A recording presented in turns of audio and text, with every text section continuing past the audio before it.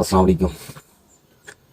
آج ہم بات کریں گے سسر رسول صلی اللہ علیہ وآلہ وسلم، داماد علی اور مرتضیٰ مراد رسول، خلیفہ دوم حضرت عمر فاروق رضی اللہ تعالی عنہ کے بارے میں۔ حضرت عمر فاروق وہ عظیم، جری، بہادر اور دلیر شخص تھے جن کے آنے پر سب سے پہلے مکہ کی گلیوں میں اذان کی آواز سر عام بلند کی گئی، خانہ کعبہ کا دروازہ کھولا گیا اور اللہ تعالیٰ کی عبادت اللہ کے سب سے بڑے گھر میں سر عام ادا کی گئی۔ وہ شخص جب مسلمان ہوا تو مکہ کی گلیوں نے دیکھا کہ مسلمانوں نے سر عام اسلام کی دعوت اور سر عام اللہ تعالیٰ کے دین کی پیروی شروع کر دی، علانیہ نماز ادا کی۔ کسی شخص کو حضرت عمر فاروق کی وجہ سے انہیں روکنے کی جرات نہ ہوئی۔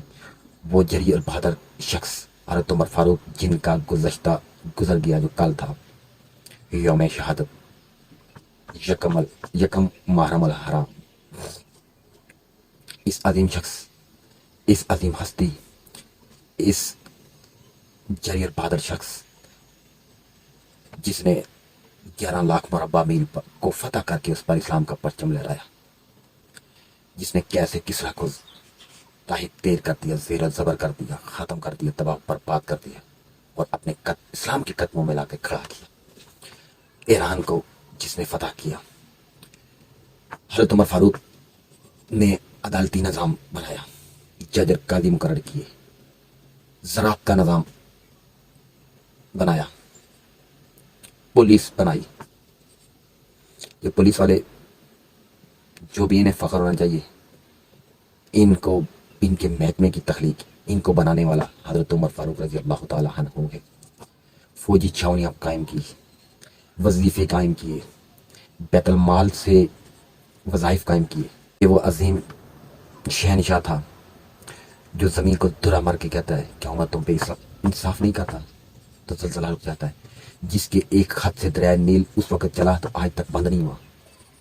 یہ نیل کا واقعہ تو آپ سب جانتے ہوں گے، جو نہیں جانتا ہے اس کے لیے میں ایک الگ ویڈیو بناؤں گا، تو میرا لنک نیچے دے دوں گا، تو وہ دیکھ لینا۔ دریائے نیل جو رکا ہوا تھا تو حضرت عمر فاروق کو بتایا گیا تو انہوں نے خط لکھا، اور اس خط میں انہوں نے دریا کو بتایا کہ اگر تجھے اللہ کے حکم سے چلنا ہے تو چل، نہیں تو اگر تو جو شرط کہتا ہے تو وہ شرط اب عمر تجھے نہیں دے گا، تیری نہیں مانے گا۔ تو عمر فاروق کی اس خط سے تب سے دریائے نیل چلنا شروع ہوا، آج تک چل رہا ہے، کبھی رکا نہیں۔ تو ایک اور واقعہ بھی بڑا مشہور ہے، جنگ کے موقع پر ہوائیں عمر تک پیغام لے کر آتی ہیں اور عمر کی آواز کو میدان جنگ تک پہنچاتی ہیں۔ یہ ہواؤں پر بادشاہ عمر کی، وہ کہتے ہیں کسی کو کیا خبر کہ اس کا سکہ جہاں میں جاری کہاں کہاں تھا۔ علی سے پوچھو، نبی سے پوچھو، اس کے بارے میں نبی سے پوچھو۔ یعنی کہ حضرت عمر فاروق رضی اللہ تعالی عنہ کو میرے نبی نے اپنی دعا میں مانگا تھا کہ یا اللہ عمر کے ذریعے اسلام کو طاقت عطا فرما، اور میرے اللہ نے 2 عمروں میں سے ایک عمر ابو جہل تھا جو نبی صلی اللہ علیہ وسلم کا چچا تھا، اور ایک عمر فاروق جو ابن خطاب تھا، عمر بن خطاب، 2 تھے، ان میں سے ایک کے ذریعے اسلام کی اللہ تعالیٰ نے دونوں کا موازنہ کیا۔ ایک سب کچھ جانتے ہوئے ضد پر اڑا ہوا تھا، اسلام کے بارے میں سب کچھ اسے پتہ تھا کہ اسلام سچا دین ہے، محمد مصطفیٰ صلی اللہ علیہ وآلہ وسلم اللہ تعالیٰ کے سچے پیغمبر ہیں، لیکن اس نے پھر بھی دین ماننے سے انکار کر دیا اور اس کے سامنے، دین کے سامنے کانٹے کھڑے کرتا رہا اور اپنی طاقت آزماتا رہا اور لوگوں کو ان کے مخالف کرتا رہا۔ اور ایک طرف حضرت عمر فاروق رضی اللہ تعالیٰ عنہ لا علم تھے، انہیں یہ نہیں پتا تھا اسلام کیا چیز ہے، یہ کیا ہے، یہ کون سا دین ہے۔ تو اللہ تعالیٰ نے اسلام کی دولت سے مالا مال کیا حضرت عمر فاروق کو۔ اللہ تعالیٰ دلوں کی بات، نیت پر اعمال کا فیصلہ کرتا ہے، ٹھیک ہے، دکھاوے کے مال نہیں ہوتے۔ وہ عمر فاروق جب میرے محمد مصطفیٰ صلی اللہ علیہ وسلم کا کلمہ پڑھ کر آپ کے ہاں نثار ہونے کے لیے آئے تو آپ نے فرمایا، مکہ کی گلیوں میں 2 صفوں بنائی، 40 لوگ صرف مسلمان ہوئے تھے، 2 صفیں بنائی، ایک کی قیادت حضرت عمر فاروق کر رہے تھے اور ایک کی قیادت حضرت امیر حمزہ رضی اللہ تعالیٰ عنہ جو شہید ہو گئے تھے غزوہ بدر میں، وہ کر رہے تھے۔ تو عمر فاروق نے مکہ کی گلیوں میں آواز لگا کر کہا، جس نے اپنے بیٹوں کو یتیم کرنا، جس نے اپنی بیویوں کو بیوہ کرنا، وہ آئے عمر کا راستہ روکے۔ میں محمد عربی کا کلمہ پڑھ کر آج کعبہ میں سر عام نماز ادا کرنے جا رہا ہوں، جس میں جرت ہے آئے عمر کا راستہ روکے۔ تو کسی کو بھی جرت نہ ہوئی عمر فاروق رضی اللہ تعالیٰ عنہ کا راستہ روکنے کے لیے۔ عمر فاروق نے جو بھی کام کیا اعلان کر کے کیا، جب ہجرت کی تو اعلان کیا، جب काबा खोला तो ऐलान किया, बैतुल मुकद्दस को फतह किया उमर फारूक ने।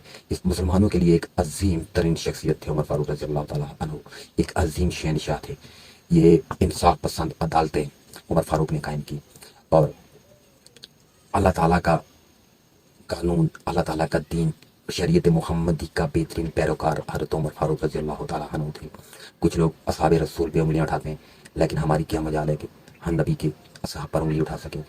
हम तो बहुत पलीत लोग हैं यार, हमारी औकात ही नहीं, हमारी हैसियत ही नहीं, इतनी बड़ी बात और इतनी बड़ी शख्सियत से हम ऐब निकालें, हम ऐब तलाश करें जिन्हें नबी अकरम सल्लल्लाहु अलैहि वसल्लम खुद जन्नत की बशारत दें और हम उनके ऐब तलाश करें। ऐसा नहीं हो सकता। हमारे लिए सहाबा कराम बराबर है।